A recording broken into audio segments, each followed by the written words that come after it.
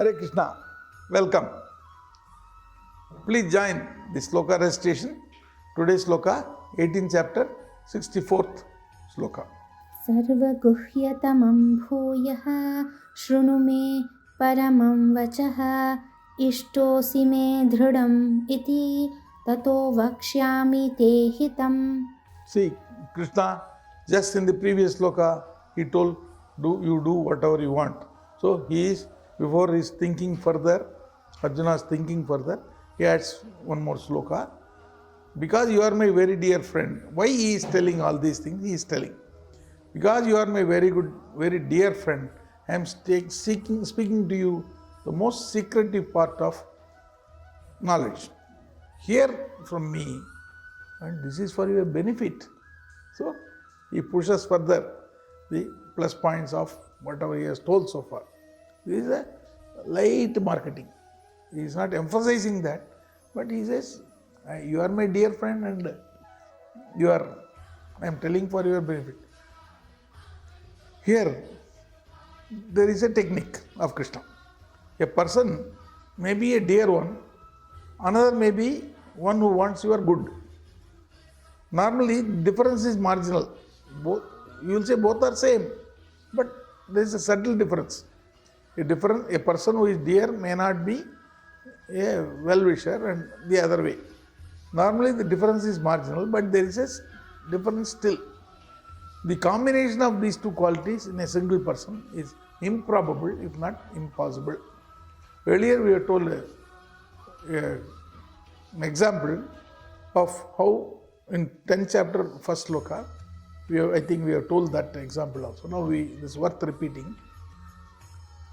Krishna in that chapter proves that he is a two-in-one. That is, he says, he is Priyamanaya Hitakamyaya. He is a dear person also and he is well-wisher also. See, the example is, suppose a wife takes the sweet and keeps it away from the eyes of, or snatches from the husband and keeps it in the fridge somewhere. That is because she is well-wisher to him. You will also argue he is dear to him, that's okay. Now, a friend comes there at that time. He says, why you are taking away the sweet? He is not taking much, let him take. He is a dear friend. But what he is doing is against the health of this person. Like you can also say Hita Shatru. He wants well-wishing, he is doing well-wishing, but it is against his health. But wife will not do that. So, Hitakamyaya and dear are two different things. Here, he repeats the same in this sloka also. We don't say secret things to anyone and everyone. So, Krishna says in 10th chapter, 30th sloka, that of all the secret things, he is silence. That is his nature and method adapted to maintain a secret thing, and he would divulge only when required. The famous example in Krishna's life is, Krishna told the secret of Karna's birth to Karna only when Karna was around 100 years. For 100 years he suffered without knowing. Of course, Krishna came 20 years approximately after Karna was born. But he had known the secret of his birth. We have already seen how an open book available to all of us, this Gita, can be a secret.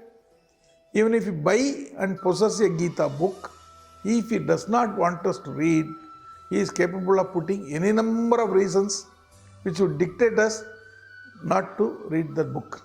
That's why it is called a secret. Now, for the benefit of this word, has triggered a joke in me. Madan is telling Mr. Keshav, he is an MD, but he is a serious person. Both are MDs.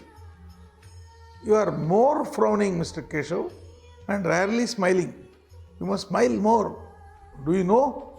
It takes 43 muscles for frowning and only 17 muscles to smile. Why strain your muscles unnecessarily? I am telling for your benefit only. So Keshav is cool. He says, I also read long back, Madan, it gives exercise to 43 muscles, whereas smiling gives to only 17 muscles activity. I read this long back. But because I don't have any physical exercise, I thought at least let my facial muscles have that exercise. So more muscles exercise by frowning. How is that? Hare Krishna.